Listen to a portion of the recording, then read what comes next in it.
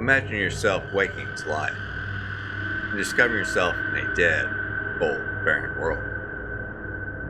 Your only hope of escape is a long abandoned temple far in the distance. But to get there, you'll have to travel through some ruins of a surreal, nightmarish landscape.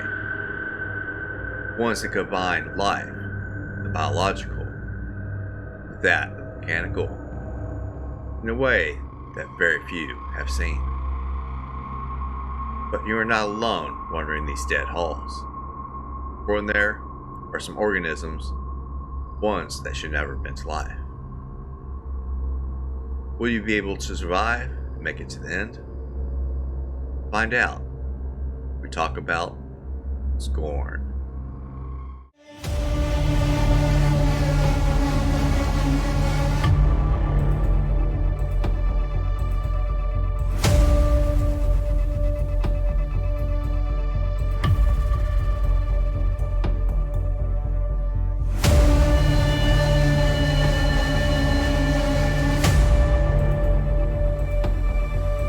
Welcome to Pixel Horror.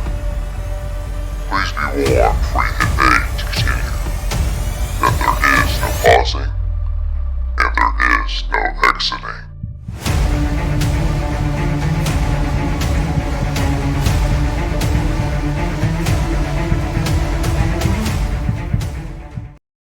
Hello, my friends. Welcome back to the Pixel Horror video game podcast. The show where each episode we take a look at different video games, all featuring the same theme of, you guessed it, horror. From those big AAA titles you know and love, those small indies you might not even heard of. We're looking to check them out all and talk about what's great, what's bad, and hopefully what's scary.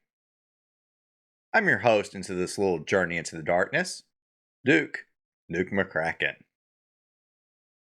Now, on today's episode, we're actually talking about a game that I am very, very excited about. We're going to be looking at a game called Scorn. This is a first-person survival horror game developed by Ebb Software and published by Kepler Interactive. It's released on October of 2022. Now, Ebb Software is a Siberian developer. Really don't have anything else under the belt except for this one particular game, which they've been working on for quite a few years. Kepler Interactive has actually released or helped publish a few different titles that you may have heard of, such as Sifu, Tachia, and even the couple of Cat Quest games. This is a very unique looking game, and if you're watching the video version of this on YouTube, you'll see why, because this has a truly unique art design.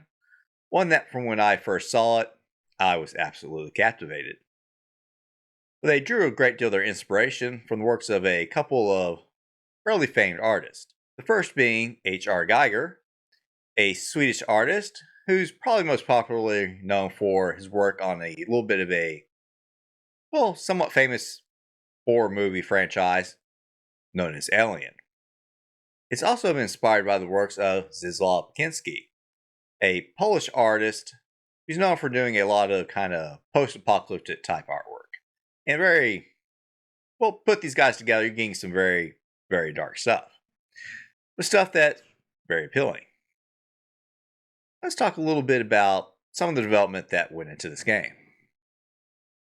So this was actually first announced back in 2014, in which they showed off some pretty early pre-alpha builds for what they were trying to do.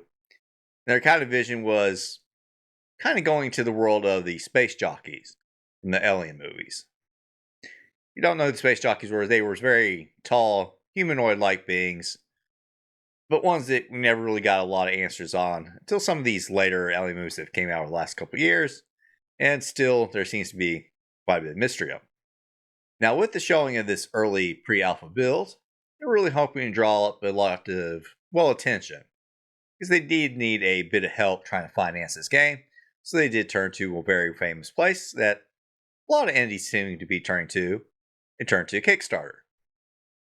But unfortunately, like a lot of other games which have come to a great deal of attrition from turning to this, they actually didn't make it. They fell quite a bit short. But luckily for them, the following year, a private investor actually able to step in and give them the funds to help them start making this game. A few years later, though, they did come out and say that they were just actually going to go ahead and release both parts together, just because how progress was working on this game. And they tried launching another Kickstarter. This time, they actually proved fairly successful for them. And despite quite a few backers being a little cautious, as this game was taking quite a bit of time coming out and really wasn't a great deal of talk about it, they were pretty silent about it. They are actually able to finally get this game out the door in 2022. And the trailers that they showed early in the year definitely showed something really spectacular, in my opinion.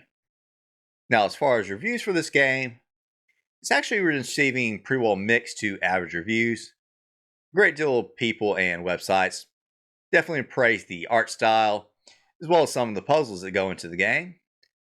But one of the biggest criticisms that seems to be fairly well universal is that the combat mechanics in this game definitely fall short and are not satisfying.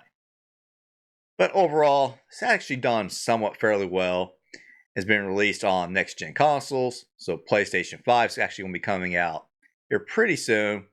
You currently can get it on Xbox S and X, as well as Steam and Good Old Games, and even the Epic Store. So the blurb for this game is Scorn is an atmospheric first-person horror adventure game set in a nightmarish universe of odd forms and somber tapestry. Which I would say is a fairly apt description, because while the art design is truly stunning, it is a very bleak world, which is actually fitting for what's going on here.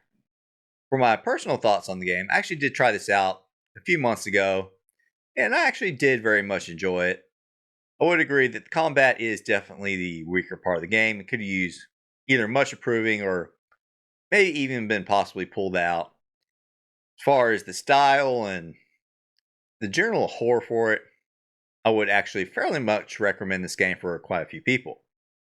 Just a few little heads up that it can be a little unsettling as far as some of the imagery and actions that you do see happen through the game. If you're looking for horror games that tend to be more focused on those kind of jump scares, that sort of stuff, this is probably not going to be the one for you, as this is more about atmosphere. As well as you may want to make sure you don't have anyone particularly younger around when you're checking out this game, as some of the later sections could be a little bit of the adult themed. The last thing I would say about this game is that if you're looking for something that has a deep and rich story, this probably won't be the game for you, as their goal was when they made this game is just kind of throw you into this world. And that's pretty much what they do. They're not going to be finding anything as far as notes, audio logs, not going to be lore dumps. In fact, you're really not even going to meet much in the way of characters. So speaking of characters, there's really only about 2 in the game. In fact, they're both there going to be your protagonists that you're going to be playing as. You're going to start the game as one character who, while they never give you any names for, we're just going to refer to him as the Elder. He seems to be a little bit more older, these beings that live on this planet. They're fairly humanoid looking, just not much in the way of skin, so you can go see a lot of their kind of muscles. Bone structures tend to stick out a lot. A little on the gruesome side to check out. And he seems to be a little bit older when you get to meet him. Then after the first act, you take control of a second protagonist, who we'll call the Youth, as he seems to be very much just born into this world. This will be the character that you're going to play throughout the rest of the game, and you're never really going to get to see anything as far as personality or anything about these characters. They're really just there for you to kind of put yourself into their shoes and try to feel the world through them. Now, for enemies, we actually do have a little small variety of enemies that we will encounter. Not much in the way of the antagonist. There's one character that you do encounter, we'll say. He's known as the Parasite. And he's Well, I'm trying to figure out how it's going. Think of kind of like a sluggish looking thing with a couple arms and a very long tail. We're going to encounter him a little ways into the second act, and he'll be sticking with you throughout the game. Well, you might kind of be thinking at some moments that possibly he's here to help you, like a little friend. We'll quickly learn that no, he seems to be wanting something from you, and something not good, and he doesn't mind letting you know by usually ripping out your insides. Now we'll counter some actual enemies that we will be doing combat with. Start with the workers. Trying to describe the workers, think of a bag of dead human meat with a couple arms and a couple legs. We're going to counter these enemies probably the most throughout the game. They seem to be, well, think of them like as worker ants. Not overly complicated enemies, but if you do come aware of you, they will kind of come after you. They can take a little swipe at you from shorter ranges, but their most general attack seems to be spitting acids. They do have to be somewhat close. As long as you keep your distance, you can be okay. You will see these guys kind of spreading a certain sickness around this world. The second type of enemy we're going to encounter the most often, I like to call, well, what else but the chicken. This seems to be like a very much featherless chicken, just with a fairly large bulbous head. Now, these guys are pretty weak and go down with a couple shots or hits usually, but they do mostly focus on a little bit longer range attack, so they can be quite annoying. The next enemies you will encounter are actually going to be fairly passive. You're really not going to have to worry about them. They're called the floaters. Kind of jellyfish looking things. They just kind of float around. Seem to be helping the workers in some particular way. You'll counter them a couple times. It can go down with usually one shot, but it's not even worth their ammo because they really don't care about you at all. We'll also meet this kind of trap looking enemy. Just seems to be some sort of tentacle that just hangs from the ceilings on a rare occasion. Have a little bit of a glowing tip to them. You get too close, they do love to spit acid on you. Just gotta make sure you kind of keep your eyes overhead and move through quickly. Next up, we have the brutes. The brutes are, how do we describe them? Imagine the workers, the kind of big bags of flesh. These guys have been making sure they've been hitting the gym very often. They seem to be skipping arm and leg day. Very big and bulby in the body, with very thin legs. They don't have any ranged attacks, but when they do see you, they will come at you fairly aggressively and will charge you, and they can hit for quite a bit of damage. And being the big, kind of sturdy guys they are, they're going to take quite a few shots, so this is going to be one of the times you really want to pop up one of your more stronger weapons like the shotgun. The final enemy we're going to encounter is, well, not one you're really going to have to worry too much about. She's called the Crater Queen. She seems to be hostile and very much immobile, as she's very much stuck on the top of an elevator. But that seems to be where all these other little creatures kind of seem to be spawning from. We'll go into a little bit more about her with the plot. Our last enemies we're going to encounter in the game are known as homunculi. These are going to be some very much deformed babies that seem to be trapped in some kind of little red pods. Now, they may not sound particularly dangerous based on the description, but when you encounter these guys, they're usually going to be attached to a large mechanized suit that features a very powerful weapon that can very much mess you up. Before we actually start breaking down this game, today's episode has actually been brought by a special sponsor. Today's sponsor is Polis Mechanized Suits. Just because you're a deformed baby brought into this world in a ugly red pod doesn't mean you're doomed to just be a battery. Enjoy life with a Polis Mechanized Suit. With arms and legs, you'll be able to join all the fine qualities of life. Going to the beach, eating popcorn at the movie, fine dining, riding roller coasters, and everything else you could ever want out of life. With Polis Mechanized Suits, you'll be able to enjoy life in a way you never thought possible. Now, with the optional grenade launcher, just for those who like to celebrate the 4th of July in that explosive way. Holus, mechanized suits. Now for the items throughout this game, we're going to be using quite a few different things. Starting with what seems to be a kind of key-like device, which is going to be pretty much just stapled straight to our hands. Going to be one of our earliest items. One of the next items we're going to be using quite a bit seems to be a remote door activating type device. It looks kind of like a number 9. It has a few little lights that you'll eventually light up, and the more you light up, the more doors you can open up. Now our next item is going to be a very helpful one. It's going to be looking like something I would say imagine a flattened octopus with some really short, stubby arms. With this item, we're going to be able to insert into various devices we're going to find throughout all the little buildings we're going to be checking out. And this is actually what we're going to be using to heal ourselves, as well as hold our spare ammo. So let's talk about our weapons that we're going to be using. The primary weapon that you're going to be using is actually a kind of a multi-function weapon. The tips breaks off, and you're going to be able to add new items to change up what it could be doing. The first item that you're going to be encountering and it's going to start with seems to be called the bolt gun. And imagine just a kind of like a power tool with a piston on the end. You trigger it, it jumps out and forms a kind of a little melee attack. As you know, it's not very long range. You have to be fairly close.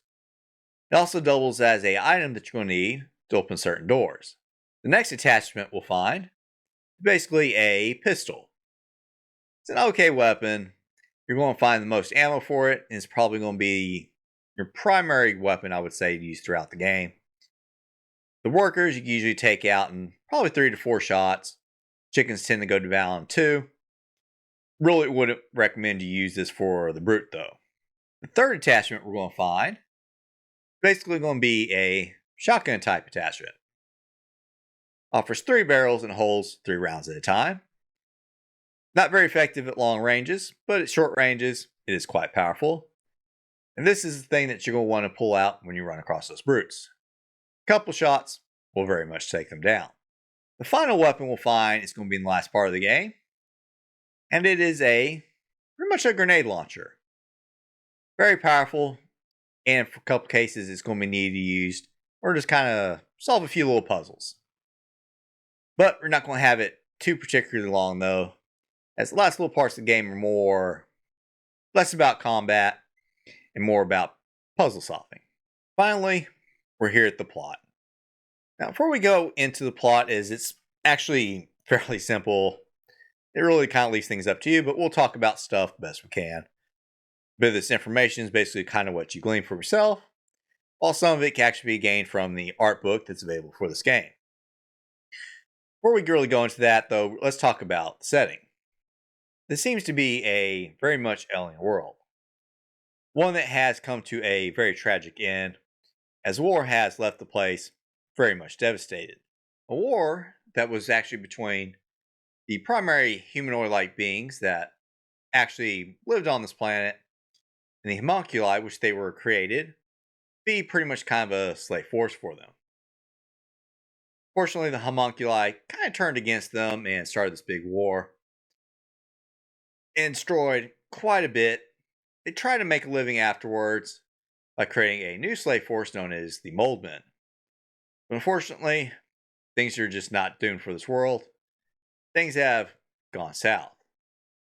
And our characters seem to be wanting to escape. So the game starts with us playing as the Elder. As he's crawling through this desolate landscape of this world, he's trying to reach this place. There seems to be a sort of tower in the distance, known as the Crater. While crawling his ways there, he ends up finding himself falling into a ravine, though. One that takes him down deep into the earth in the remains of a place known as the Assembly. The place is called the Assembly because the purpose of this facility that he's now in is actually basically to recycle life. Takes the dead humanoids and mold men and squeezes their biological matter in order to create new life. In this case, it's looking to make more of these mold men. Now, the elder is going to get up and start kind of exploring around this place. But for him to get over to the crater where he's currently seeking to get to, he's going to have to seem to kind of power up this place a little bit. They're searching for a way to get to the heart. Now, in order to be able to get through the more basic of doors, we're actually going to need to find our first item, which is that kind of wrist-mounted little key-looking thing. And to get this item, we're going to find this little device hanging on the wall and do something that happens quite a bit in this game and something that really, truly disturbs me. We got to stick our hands into this thing. There, it's going to actually graft this particular item to the back of our hand and our wrist, and it does not seem to be very pleasant by the elder's reaction. With this little key device, we can actually start using certain devices which help us open some of the doors. But in order to get real far in, there still seems to be some problems. Namely that in order to get through one of these big giant doors, we need to be able to operate two different panels at one time. But luckily, the elder does have a bit of a solution. Mostly due to the fact that this assembly place is for creating those mold men. So by using a few various little devices scattered throughout the place, we're actually going to be able to figure out a place where we can actually pull some egg-like looking things off the wall. Once you get the egg off the wall, you look on the other side of it and you can actually see these giant eggs are actually what the mold men are grown into. Unfortunately, he's kind of stuck on the inside and not really going to be very helpful at this moment. But luckily, this facility has what we need in order to help him. By using some various trans, we're able to move him throughout the facility. So eventually, we're giving an option how we want to help this guy. We can either A, use a chainsaw-like device in order to cut the shell off the back of him, which will help him escape. Or B, we could take him to a giant scoop device. One that initially I thought would be a lot more helpful because it would pretty much just scoop him out like you're trying to scoop out some ice cream.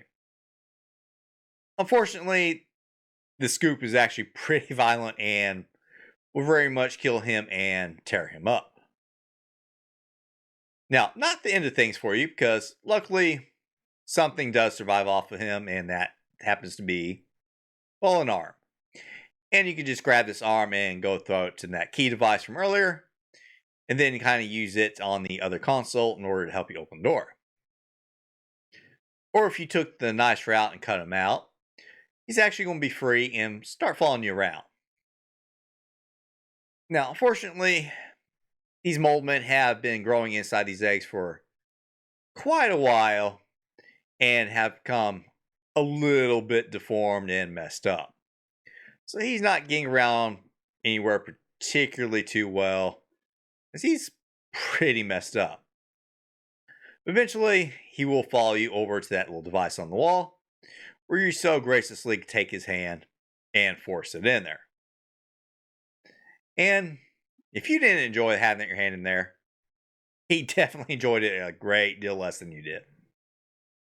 But now that we got this little device, you can lead him over to the other panel, force his hands into it, and open the big door.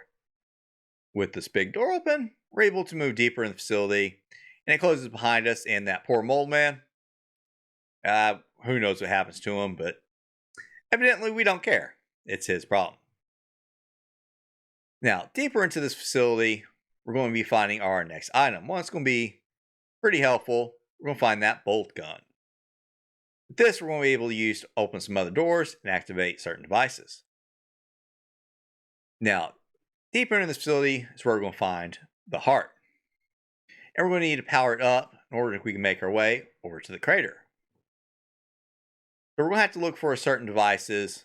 Look like some kind of giant jelly beans with some white mucousy stuff inside them. And we got to bring these over to this little heart area. Now, we're going to meet I wouldn't even call it an enemy. Some little beings called some drones. which they're not really particularly hostile. They're just kind of doing their business. But if you do get hit by the steam, they could hurt a little bit, but they're really not an issue. Eventually, you're going to help moving all these little jelly bean things backward to where the heart is. And we're going to use a kind of a little bit bigger version of the drone in order to lift these big old jelly beans and insert them into the heart. With each one of these inserted, this building seems to be opening up more and more. Of course, this is Scorn, and bad things do happen. As the last and final jelly bean gets inserted into the heart, this whole thing starts to malfunction. Several little pipes and veins all over this heart start exploding, and a larger explosion knocks your protagonist off his feet and knocks him out conscious. He slowly starts to come to, but unfortunately, he finds that some sort of white grayish matter, kind of like Nickelodeon slime, but much sicker looking, is very much flowing out of this giant heart in the middle of this building and enveloping everything, including our protagonist. And he seems to be a little trapped in there and seems to black out. It's at this point we find ourselves in the controls of the second protagonist, the youth. He's called the youth because he is literally just waking up beside his egg, an egg way up on a wall known as the Genesis Wall, where it seems like the beings of this planet are kind of hatched from. He wakes up inside his eggs and slowly rips himself open and falls out backwards off this wall, flying on the ground.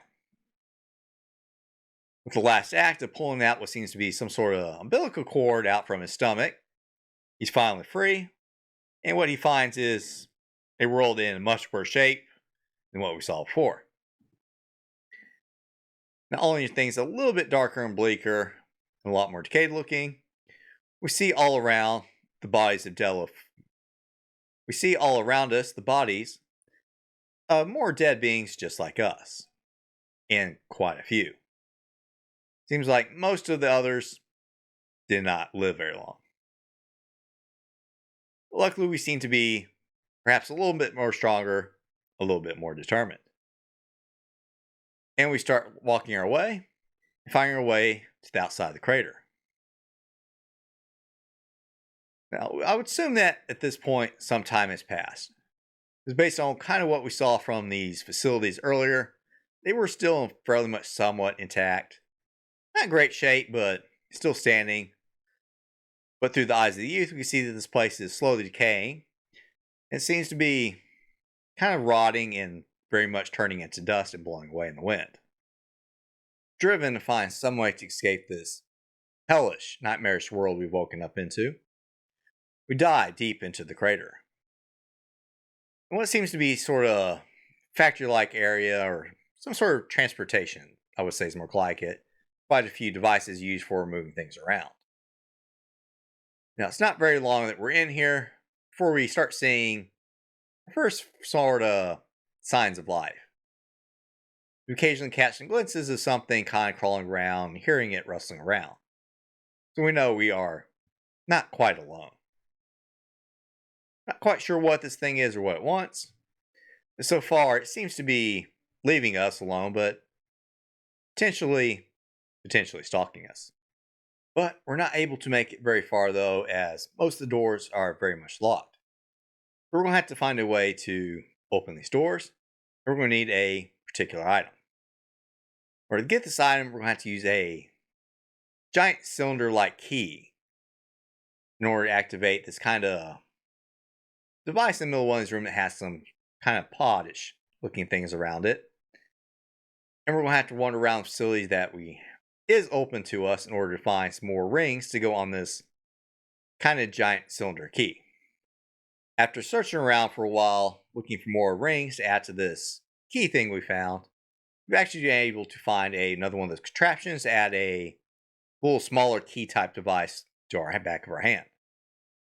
With that, we're able to open up a few more doors, find a few more rings.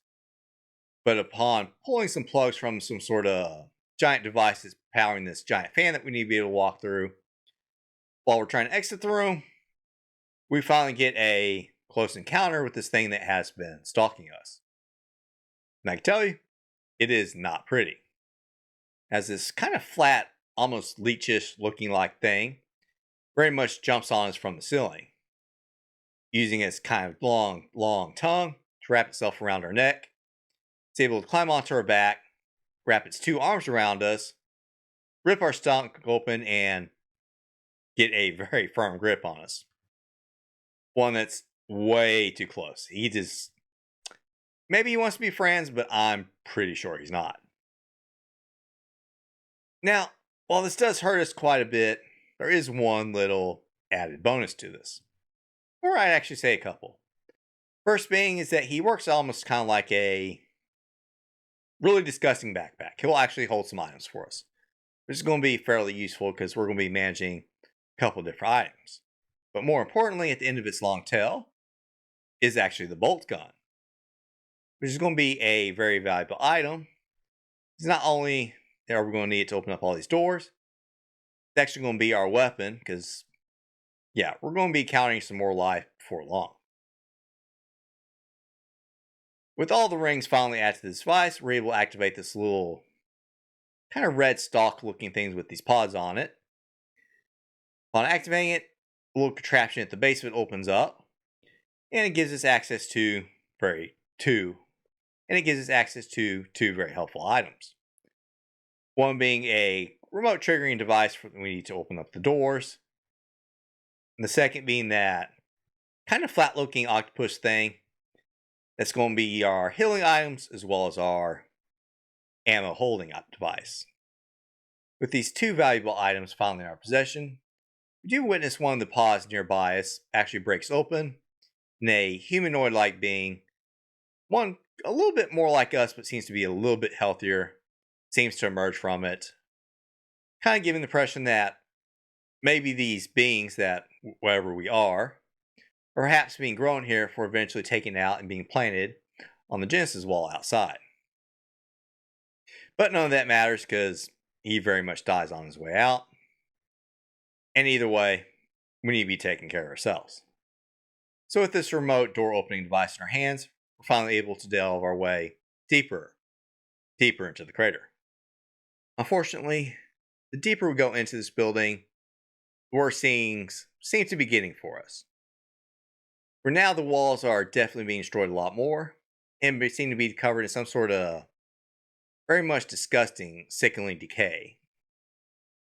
Made up of some sort of red, kind of fleshy bits. It looks like, very much like you'd imagine the inside of a person would, as well as basically just kind of pale, rotting, dead flesh. And it seems to be covering everything and just destroying everything as well. Shortly after encountering this wonderful new stuff that needs to be spreading out everywhere, we're going to encounter the creature that seems to be actually in the act of spreading it. We're going to be counting the workers. And yeah, these guys are absolutely ugly. I did not like seeing them. And the best tip I could give you is try and avoid them what you can, because while you can't take them down with the bolt gun, it's generally not worth it if you can avoid them at all purposes. Whether you try and kill them or just decide to avoid and run, which is what survival horror games are really about, running, we're going to make our way a little bit deeper and find seems to be kind of a series of tram cars. A little bit pod in shape, and, well, they kind of run around the center part of this facility, with one going to the back, but unfortunately, one of the little pods that make up this kind of tram car type thing is missing, and we're going to have to go find it. So, diving into all in these little side areas of this, we're going to start encountering our second enemies, the chickens. And they're not really any particularly bad. And they're not any particularly better looking. So yeah, this world does have something, not sure if I would call it life, but there's some stuff out there. There's nothing that seems to want to be our friend so far. Now you could take them down, you could run from them. Before too long, we eventually find our first very, very, very valuable item. Our first weapon, or first, I would say, real weapon, we find the revolver. And this wonderful little thing, basically, we're going to pop off the little bolt part of this gun, or the tool gun, and this just slaps right on the front, and it's going to be extremely helpful. Using it, we're going to be able to clear out some of these areas where a little bit more condensed with the workers and these little chicken guys, which is going to allow us access to further back in the side area. We're finally able to find some extra little tram cars and able to bring one back to the center area. Using it, we're able to rotate around to the very back of the facility where we counter something that's basically even worse. We're at the base of this giant tower that we're wanting to climb up. We're here at the crater. We're going to encounter the Crater Queen. And this basically horrible, ungodly, unsightly thing, if you've ever seen that video game or any screenshots of the video game, that it was called I Had No Mouth and I Must Scream. This is kind of what this creature looks like. Or if you've seen Little Mermaid, these are the kind of little black algae looking things that Ursula turns them into. Basically no jaw, big eyes, kind of little slumpy looking. Got some arms and legs, but it's very much stuck on the top of the elevator, which is unfortunate because, yeah, we need to be able to take this elevator up, and there's no other way up. Running around the area surrounding this elevator, we're going to be activating various devices, which are going to help us activate this elevator. Unfortunately, they're going to be kind of ripping up this Crater Queen a little bit. She's not happy about it. Unfortunately, for her, there's not much she can do about there, but just kind of stay there and take there. Now, we're not really sure exactly what she is. My best assumption would be that at one point she may have been some sort of living being like we were, and whatever this gunk and stuff that's everywhere, it's probably transformed her, and she's basically given birth to all these workers and these chickens, as well as the new enemy we're about to encounter, the Brute. And these guys are pretty tough. Definitely don't try and take them on with your bolt gun. Can use a revolver, but you're going to be going through a lot of ammo. And one of the things about this game is you are extremely limited on health and ammunition. But fortunately, we find our second attachment for the bolt gun. We're going to find the shotgun. And it's going to be absolutely devastating against these guys. Thank God. Fortunately, yeah, ammo is even more rare for this thing than the pistol. But make sure you're using it very wisely. Now, finally, with all the little devices activated, we get the elevator powered back on. We're able to take this thing to the top. Unfortunately for the Crater Queen, she's a little stuck on the elevator. And, well, once we get to the top, yeah, she may be perhaps a little bit squished. I would imagine she's dead, even though you can hear a little bit of moaning, so possibly she survived. Personally, given how disturbing she is, I definitely hope she bit the bullet. Now that we finally got access to the top of the crater, we're actually able to activate this kind of monorail looking thing, which is going to take us far, far away to a very place that we've been hoping to get to all along. We're finally able to reach a temple called Polis. If you didn't find the rest of Scorn so far disturbing, this is probably going to be taking it to a whole different level for you, as there is a great deal of graphic imagery, as these guys were definitely very much on the dirty side. And there is a lot of highly sexual stuff going on here. But this is actually going to be a place we're going to need, because if we're going to escape from this hellish world, this temple is going to be our only escape. Now, by the time you reach Polis, we've already started to counter something with a parasite on us. Not only has it taken a few more opportunities to kind of dig into our guts a little bit more, we've actually had some kind of vine-like growth starting to grow down our arms. Now that we're here in Polis, it seems to be picking up. Whatever this parasite is that's on our back seems to be trying to potentially take us over, and we can't have that. As we enter this temple, in the middle of it, we're going to find a room that has a bunch of, seems to be cross-like devices with a bunch of other humanoidous aliens just like us hanging from them. Each of their heads seems to be having this kind of red tentacles or tendrils kind of coming out the top and going across the ceiling and joining together. They seem to be forming some sort of hive mind. In the back of this room is a giant door, one which will lead us to our escape. Before we get through there, we gotta find a way to open it. So going down toward the lower levels of this temple, we're going to encounter something that bothered me a great deal. In order to power a couple of robots up in the center of the temple so that we can try and open the door and make our escape, we got to power them up. And we're going to find out what basically the power source that these guys have been using. Turns out these first little race of slaves that they had been growing before, the homunculus, was their power.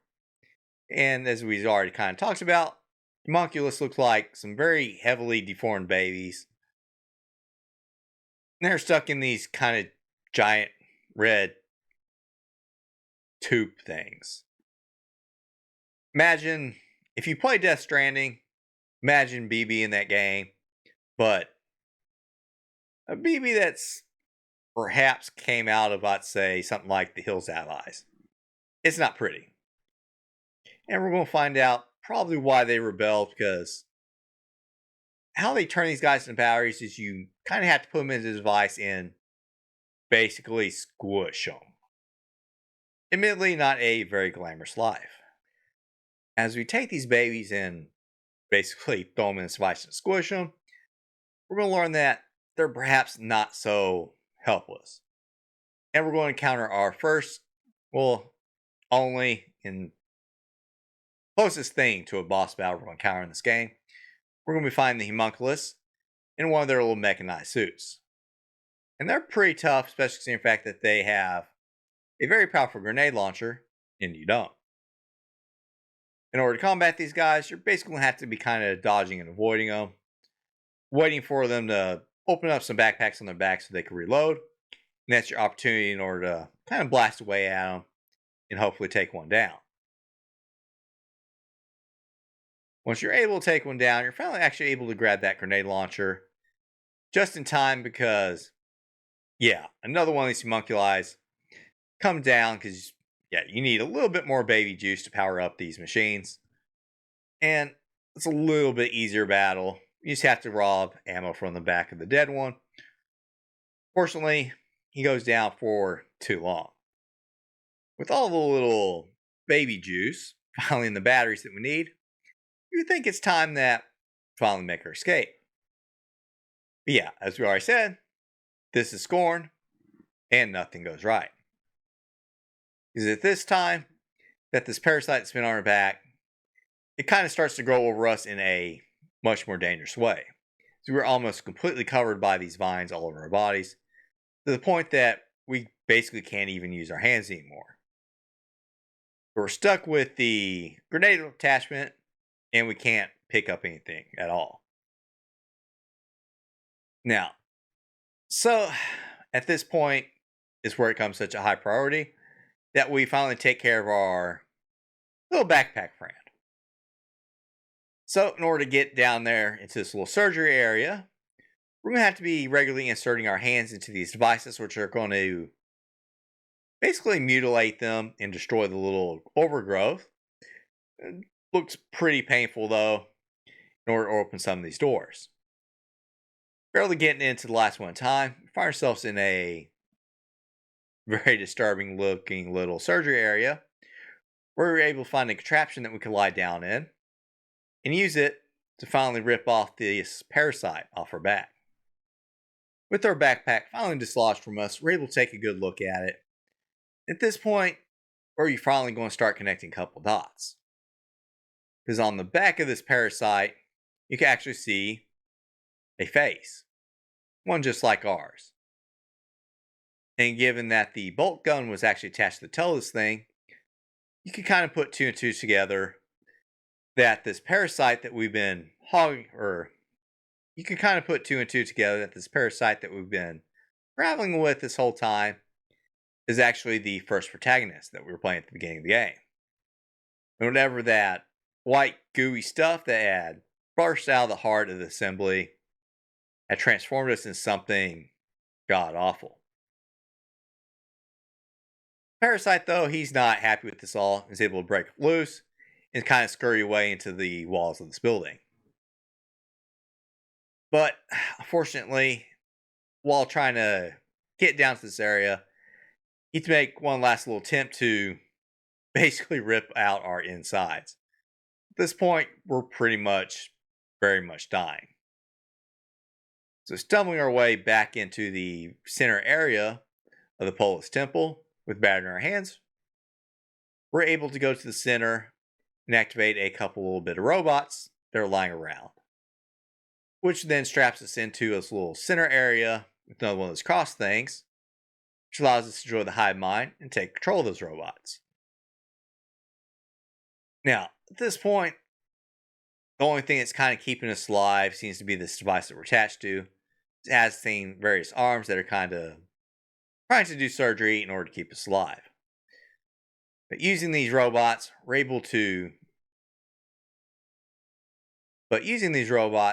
able to open the final door, able to detach ourselves from this machine, as well as take one of the arms that was kind of working on us and keeping us alive, so we could attempt to walk our way through the door. As we go through the door, find ourselves needs to be a bit of a long bridge. On the other side of this bridge, what appears to be a portal. Portal that may be escape for us to finally get away from this god-awful world. But it's not for too long, walking through the door, that this robot finally breaks down, leaving us no choice but to try and crawl our way through. But, once again, this is Scorn. And nothing good can ever happen. We don't make it for too long, for our very friendly and loving backpack decides to join us once again. And unfortunately, in our weakened state, we have no hope of fighting him off. He finally attaches himself to us once again. At this point, there's nothing we could do but just lie there. So the game ends with showing a little bit of passing of time as this parasite slowly grows over us, taking over our whole body, and we find ourselves trapped here forever, immobile, one with them. So that is Scorn. So altogether, I would say this is in my thought, a very excellent game. I would very much recommend that you check it out. Even if you don't, definitely watch some gameplay video. The art direction for this game is really excellent and truly unique and worth seeing. So it's not an overly long game, only about 5 to 6 hours. You can actually buy it for about, I want to say $39.99. But given that it's been out for a little over a year now, you can actually grab it on a couple of sales here on Steam or even Epic Games. Grab it, $20, maybe even less. It's not a bad deal if you're looking for a deal. And while it's not traditional scary, I would say, not a lot of jump scares, it does build a great deal with the atmosphere. And the designs is something unique you don't normally see a lot of, and worth checking out. And while it doesn't have the traditional amount of jump scares and kind of little spooky tropes and stuff that you normally think of, it still manages to be a fairly creepy and scary game. Kind of like the Saw movies, where it's horrible and god-awful stuff that you're seeing, but yet you just want to keep watching just to see what's going to be next. So coming up, I'm thinking for our next episode, I'm still planning on talking about the PlayStation 2 horror RPG, Shadow Hearts. Now, I'm still working out after that. But currently, I'm thinking we're probably going to be checking out a couple games that left me a little surprised in different ways. I'm thinking we're probably going to be talking about our next, or after Shadow Hearts, we will be looking at one called The Suicide of Rachel Foster.